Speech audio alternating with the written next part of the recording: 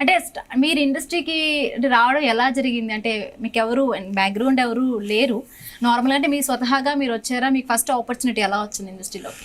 Background ఉంది madam. ఉందా? నాకు శ్రీహర్ అన్న మంచి క్లోజ్ మిత్రుడు, నాకు ఫ్యామిలీ ఫ్రెండ్ శ్రీహర్ అన్న. ఓకే. ఈరోజు ఇండస్ట్రీకి రావడం కూడా కారణం శ్రీహర్ అన్ననే. ఈ శ్రీహర్ అన్న ద్వారా ఇండస్ట్రీకి రావడం జరిగింది. నాకు ఒక మంచి పేరు వచ్చిందంటే ఆది సినిమాలో, వివి వినాయక్ గారి సినిమాలో మంచి పేరు వచ్చింది. ఇప్పుడు దాదాపుగా కూడా వివి వినాయక్ సినిమాలోనే మంచి పేరు వచ్చింది. అవును, అంటే చాలా ఇంటర్వ్యూస్ లో కూడా మీరు చెప్పున్నారు వివి వినాయక్ గారు అంటే మీ గాడ్ ఫాదర్ అని చెప్పున్నారు మీరు. అంటే ఆది సినిమాలో అంటే మిమ్మల్ని చూస్తుంటే అంటే కామెడియన్ లాగా అనిపించట్లేదు, చూస్తుంటే కొంచెం భయంగా కొంచెం విలన్ రోల్ అనిపిస్తుంది. సో మీకు ఆ సినిమాలో అంటే ఆది సినిమాలో మీరు అక్కడ తొడకట్టు చిన్న అలాంటి డైలాగులు చెప్పారు. అలాగే వివి వినాయక్ గారి డైరెక్షన్ లో కూడా నెక్స్ట్ బన్నీ సినిమాలో కూడా మీరు చేశారు.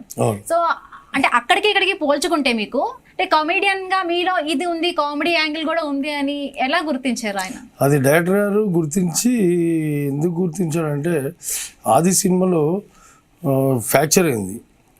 ఫ్రాక్చర్ అయ్యేసరికి నేను కింద పడిపోయి బాధపడుతుంటే వచ్చి వివినాయక్ గారు రాస్తూ ఉన్నారు చేతిని రాస్తూ ఉంటే అది బొక్క ఇరిగిందంటే నాకు అర్థం కాలేదు బొక్క అంటే ఏంటి అని. వాళ్ళకంతా బోన్ అనే ఐడియా కదా, మన తెలంగాణలో మామూలుగా బొక్క అంటాము నార్మల్గా, ఆంధ్ర వైపు అంతా బోను ఎముకలు అంటారు. బోన్ ఫ్రాక్చర్ అయింది ఇట్లా సంగతి, మన బొక్కిరిగింది అంటే అక్కడ నుంచి స్టార్ట్ అయింది. మీ దాంట్లో కూడా ఏదో కళ ఉందని చెప్పి ఈ బన్నీ శ్రీను ద్వారా ఒక కామెడియన్గా క్రియేట్ చేసి. సో ఇప్పటికీ టచ్ లో ఉంటారా వివి వినాయక్ గారు? అయ్యో, ఆయన నా గాడ్ ఫాదర్ టచ్ లో ఉన్నాడా మేడం. సో ఇప్పుడు కమింగ్ ప్రాజెక్ట్స్ ఏం చేయబోతున్నారండి?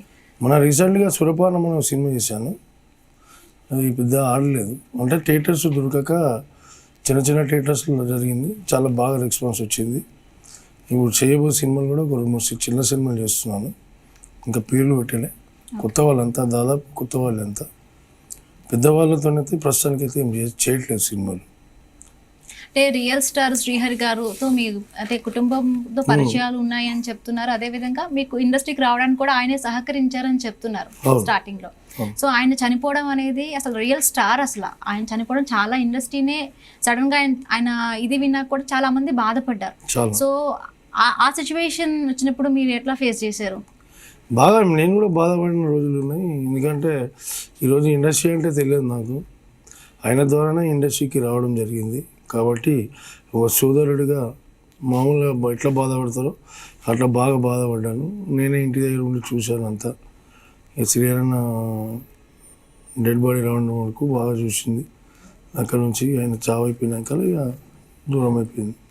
అంటే శ్రీహరి గారి బ్రదర్ అంటే పిల్లలు కూడా ఇప్పుడు అంటే సినీ ఇండస్ట్రీకి రాబోతున్నారు అన్నారు, వీళ్ళు కాంటాక్ట్ లో ఉన్నారా? చిన్న బాబు ఆల్రెడీ ఒక సినిమా చేశాడు రాజుతని, దానికి నేను కూడా చాలా చోట ఎంకరేజ్ చేశాను. ఇంకా పెద్ద బాబు ఏదో డైరెక్షన్ అని అనుకుంటున్నాను, ఇంకా డైరెక్షన్ నేను చేయలేదు. ఇక పాప అక్షయ్ ఉండే, చనిపోయింది చిన్నప్పుడే. ఆమె మీదనే ఒక 2-3 ఊళ్ళు దత్తత కూడా తీసుకోవడం జరిగింది శ్రీహరన్న. వాళ్ళని కూడా చాలా బాగా చూస్తుండే అన్న ఉన్నప్పుడు. ఇప్పుడు ప్రస్తుతానికైతే మరి అది ఏంటిది అనేది తెలియదు నాకు. సో అంటే వెంకట్ గారు నార్మల్గా మీరు కామెడియన్గా చేశారు, కొన్ని విలన్ పాత్రల్లో కూడా చేశారు. అదే ఈ క్యారెక్టర్ వస్తే బాగుండే, ఇంకొంచెం నేను బాగా అంటే ఇప్పటికే మీరు ఎస్టాబ్లిష్ అయ్యారు, అవ్వలేదని కాదు, కొంచెం నాకు నచ్చిన క్యారెక్టర్ నేను చేయలేకపోయానే అలా ఎప్పుడైనా అనిపించిందా మీకు? అంటే డైరెక్టర్లు ఆల్రెడీ డిసైడ్ అయిపోతారు ఫిష్ వెంకట్కి ఈ క్యారెక్టర్ అయితే బాగుంటుందని. ఒక పెద్ద విలన్ ఉన్నా సెటిల్ వేయడానికి ఒక ఫిష్ వెంకటే బాగుంటుందని డైరెక్టర్లు రైటర్లు అనుకుంటారు. కాబట్టి ఇప్పుడు ప్రస్తుతానికైతే వాళ్ళు ఏ క్యారెక్టర్ ఇచ్చినా నేను చేయడం జరుగుతుంది. నాకంటూ ఇట్లాంటి క్యారెక్టర్ అయితే బాగుంటుంది, చేస్తే బాగుంటుంది అనేది ఏ రోజు కూడా రాలేదు. ఎందుకంటే డైరెక్టర్ ఆల్రెడీ డిసైడ్ అవుతారు కాబట్టి ఆ క్యారెక్టర్ చేయడం జరుగుతుంది. సో అంటే ఇప్పటివరకు ఎన్ని సినిమాలు చేశారు మీరు? ఆల్మోస్ట్ అన్ని పెద్ద స్టార్స్ అందరితో కూడా మీరు కలిసి యాక్ట్ చేశారు, దాదాపు చేశారు. సో ఎన్ని సినిమాలు చేశారు? ఒక 100 మూవీస్ వరకు కావచ్చు. సో అంటే మీరు ఒక ఎప్పటి నుంచో ఉన్నారు, అన్ని సినిమాల్లో చేశారు, బట్ ఇప్పుడు ఈ మధ్య కాలంలో కొంచెం మీరు ఎందుకో కనిపించట్లేదు ఫిష్ వెంకట్ గారు. అంటే అది కరోనా వల్ల 3 years నుంచి బ్యాక్ అయిపోయినా మేడం. అందులో షూటింగ్స్ కూడా జరగడం లేదు. మధ్యలో కొంచెం హెల్త్ కూడా నాకు బాగాలేకుండే, ఇప్పుడు హెల్త్ అంతా పర్ఫెక్ట్. ఇప్పుడు అన్ని సినిమాలు ఒక 5-6 సినిమాలు చేస్తున్నాను. కొంచెం భగవంతునితో బిజీగా ఉన్నాను. అదే 2-3 ఇయర్స్ నుంచి మాత్రం అసలు సినిమాలు షూటింగ్ జరగట్లేదు, షూటింగ్ పెద్ద ఆపర్చునిటీ రాలేదు. ఇక వచ్చేవే చేద్దామని చెప్పేసి నేను కూడా ఆగడం జరిగింది.